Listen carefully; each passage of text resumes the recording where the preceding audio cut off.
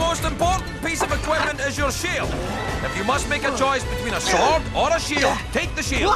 I voice in this film a character by the name of Gobber, and he's a gentleman who has met with some unfortunate incidents in his dragon fighting career. He's been chopped. Well, you can see, actually. He's over there somewhere. I think what's interesting is when I started doing the voice, I didn't look much like him, but now I do.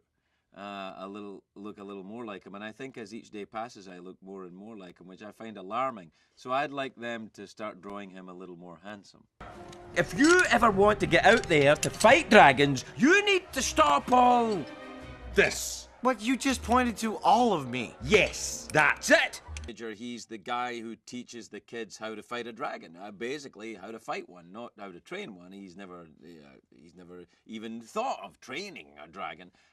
He sees them as beasts that must be killed.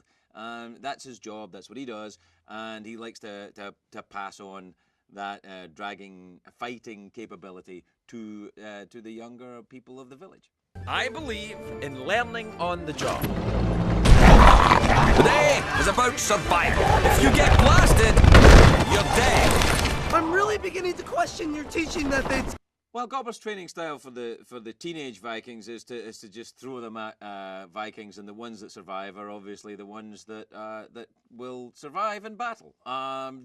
He's not sentimental about teenagers. He feels that they're fairly expendable, and I think that's fine, except for Hiccup. I think he's rather fond of Hiccup. Don't worry, you're small and you're weak. That'll make you less of a target. The island of Berk is not unlike where I grew up.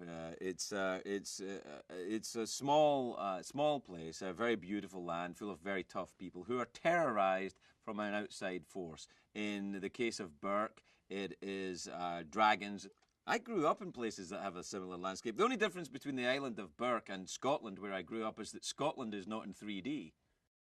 It's actually fascinating to watch the footage that I've seen of the film. When you see the dragons flying through the cliffs and the fire breathing and the dragon fighting, to see that in 3D, it's like you're there fighting a dragon, which of course would be far too dangerous to enjoy, with popcorn sitting in a comfortable chair. So you get the best of both worlds. Popcorn, comfortable chair, and terrorizing 3D action, which isn't really that dangerous because you're really just in a movie theater. Is that it?